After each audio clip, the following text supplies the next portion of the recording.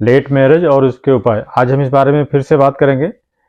और इसमें इसके पहले हमने लेट मैरिज के क्या क्या कारण हो सकते हैं, कुंडली में ज्योतिषीय योग क्या क्या होते हैं, हमने एक छोटा सा वीडियो बनाया था पहले भी, और आज हम फिर उस बारे में बात करेंगे। हमने पहले भी कमिट किया था कि लेट मैरिज की कुंडली में क्या योग होते हैं और उनके उपाय क्या हो सकते हैं। इस संदर्भ में हमने यहाँ पे जो है एक कालपुरुष की कुंडली मेरे सामने है, उसके अलावा दो एग्जाम्पल चार्ट भी हैं और कुछ बिंदु हैं जिसके आधार पे हम ये फार्मूला कह सकते हैं उनको, जो निर्धारित करते हैं कि चार्ट में इस तरह के योग होने पर कि लेट मैरिज का कुंडली में योग होता है।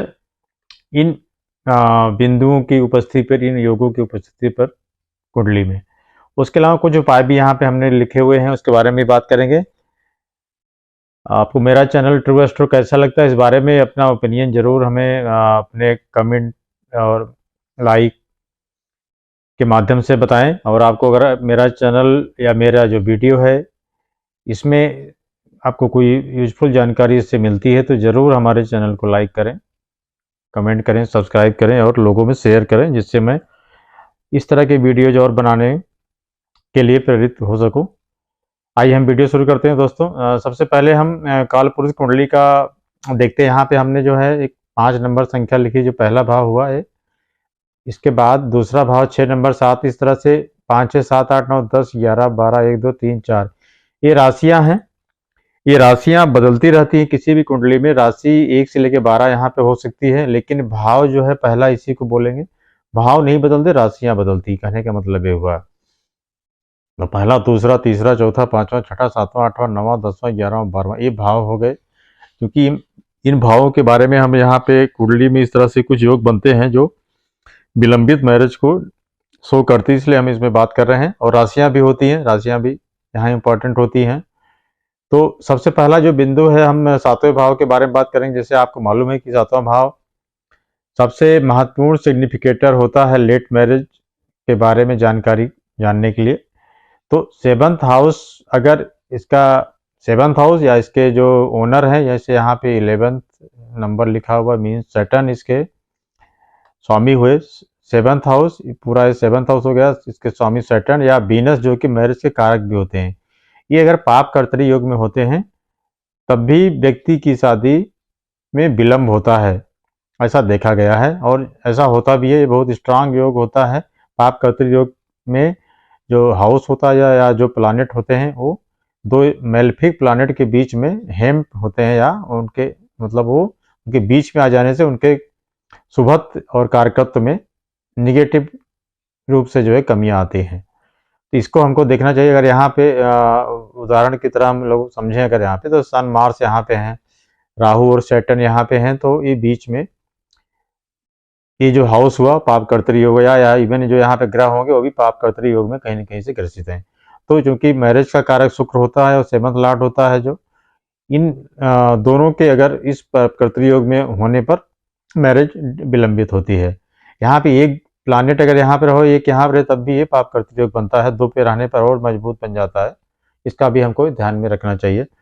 तो अगला जो है राशियां जो है, कुल 12 राशियों में जो 3 राशियां, इनको बंध्या राशि बोला जाता है।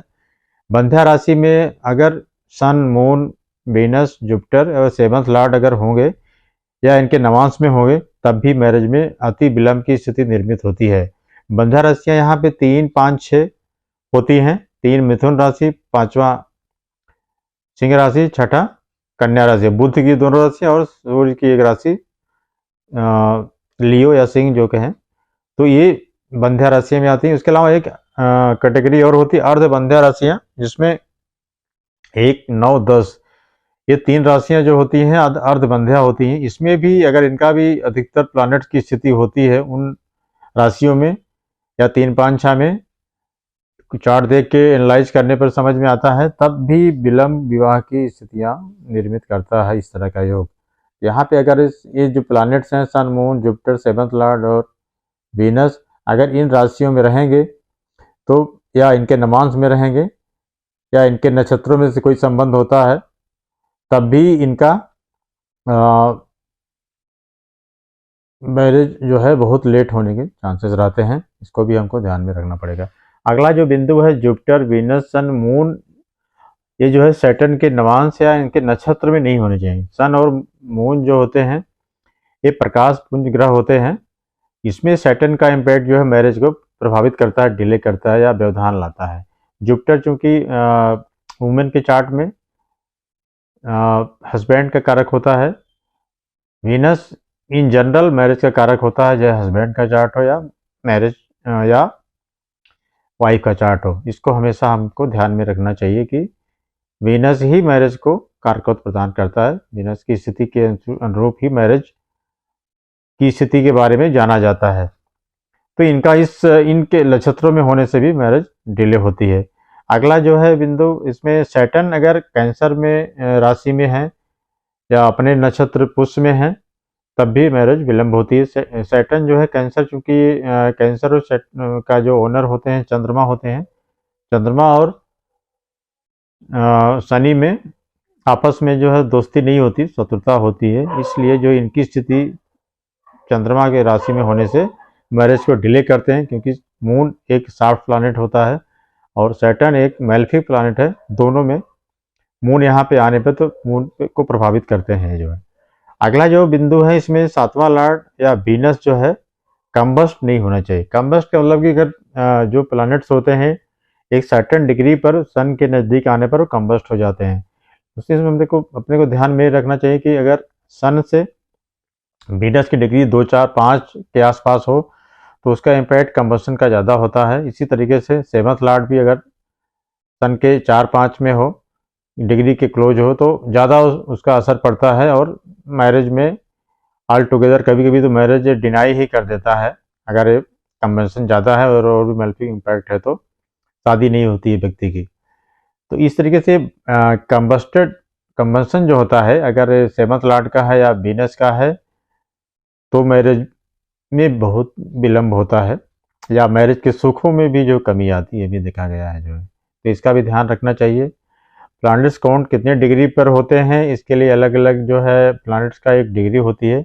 इतना दूर रहने पर 17 डिग्री से लेके जो है 10 या 11 डिग्री तक मंगल, शनि जो बड़े प्लैनेट हैं या गुरु हैं, ये इनकी डिग्री ज़्यादा होने पर ये कंबस्ट हो जाते हैं। बाकी जो छोटे प्लैनेट्स हैं, वीनस है, मरकरी हैं, मून है, ये जो है कम डिग्री पर रहने पर भी कंबस्ट हो जाते हैं। इसका ध्यान, इसको अलग से हम लोग बात करेंगे इस बारे में, इस वीडियो का टॉपिक नहीं है। अब जो है कुल इस तरीके से 5 हमने आपको योग बताए और इन योगों को इस कुंडली में कैसे आपको देखना है हमने बता दिया। जैसे 3, 5, 6 यहाँ पे राशि है ये बताया था हमने आपको। फिर भी ये 3 राशि, क्योंकि आगे जो हम यहाँ पे जो एग्जाम्पल चार्ट लिए हैं उनमें इन राशियों में ग्रहों की स्थिति भी देखेंगे तो यहाँ पे नंबर्स जो लिखे, 3 नंबर ये लिखा, 5 लिखा हुआ, 6 लिखा हुआ है, ये नंबर्स कहीं भी हो सकते हैं। और उनमें अगर ये जो प्लैनेट्स अपने होते हैं sun, moon, Venus, Jupiter, seventh lord, तो मैरिज को विलंब करते हैं। अगला जो स्टेप है हम इसमें देखते हैं उपाय के बारे में बात करें। उपाय, ज्योतिष एक प्रेडिक्टिव साइंस है, लेकिन नियति भी अपने आप में एक, जो ईश्वर ने जो नियत किया है वो घटनाएं तो होके ही रहती हैं, लेकिन हम अपने तरफ से उसको कम करने का प्रयास करते हैं या मैलेफिक इम्पैक्ट को उसके कम करने का प्रयास करते हैं, या लोगों में प्री वार्न करके उनमें ये क्षमता या कॉन्फिडेंस डेवलप करने का प्रयास करता है ज्योतिष की लोग उस घटना का जो बुरा प्रभाव है उसको कैसे उसको सहन कर सकें। तो इसमें ज्योतिष का एक रोल ये होता है कि पहला जो है व्यक्ति को, जातक को वार्न करे कि हाँ आपके जीवन में ऐसी घटनाएं हो सकती हैं। दूसरा, कुछ अच्छे उपायों से, अच्छे कर्मों से व्यक्ति उस घटना की जो विभीषिका है उसको कम कर सकता है। तीसरा, कुछ दैवीय या डिवाइन रेमेडी के माध्यम से हम उसके निगेटिव इम्पैक्ट को कम करने का प्रयास करते हैं। उसी संदर्भ में हमने यहाँ पे कुछ उपाय, बहुत लिमिटेड उपाय हमने, क्योंकि बहुत सारे उपाय होते हैं और उनको अलग अलग उपायों के बारे में भी अगर बात करें तो प्लैनेट्स जो इम्पैक्ट कर रहा है, जो डिले कर रहा है मैरिज को, उसका उपाय करना चाहिए। या राशियां जहाँ पे या चंद्र या शुक्र का भी की वजह से भी होता है या सन मून की वजह से भी होता है, तो इन सब के अलग अलग प्लैनेट्स होते हैं, जो इनके अलग अलग उपाय होते हैं, उसको भी अब ध्यान में हमको रखना चाहिए। तो दोस्तों ये पहला जो है इसमें है कात्यायनी मंत्र है, बात करें ये कात्यायनी माँ भगवती का ही एक नाम है। इनका 108 बार ये मंत्र आपको कहीं भी मिल जाएगा, यूट्यूब पर भी सर्च करेंगे या गूगल में करेंगे या किताबों, जो धार्मिक किताबें मिलती हैं उसमें भी मिलता है। 108 बार इसका जो है डेली जो कुंवारी कन्या है उनको जाप करना चाहिए। सबसे पहले पंचोपचार या षोडशोपचार पूजन करके माँ भगवती की मूर्ति के सामने इनका उपचार डेली करना चाहिए। इससे खासकर अगर इसको एक संपुट के रूप में लगाकर नवरात्रि में 9 दिन पाठ करें, इसका जो है देवी मंत्र का जो है, तब भी इससे फायदा मिलता है। दुर्गा सप्तशती का अगर जाप करते हैं इसको संपुट के रूप में लगा के कात्यायनी मंत्र को, तब बहुत फायदा मिलता है, उसको देखा गया। इसको जरूर प्रयोग में लाना चाहिए जिनके विवाह में विलंब हो रहा है। अगला श्री गौरी मंत्र है, इसमें भी पंचोपचार या षोडशोपचार द्वारा माँ गौरी, माँ या माँ पार्वती जो भी कहें, उनके नाम दोनों हैं, की पूजा करना चाहिए। और शिव मंदिर में जाकर पूजा करने से और करने के उपरांत 108 बार इसका भी अगर हम पाठ करते हैं डेली, जब तक कि कुंवारी कन्या का विवाह नहीं होता तब तक करने से इसमें भी लाभ मिलता है।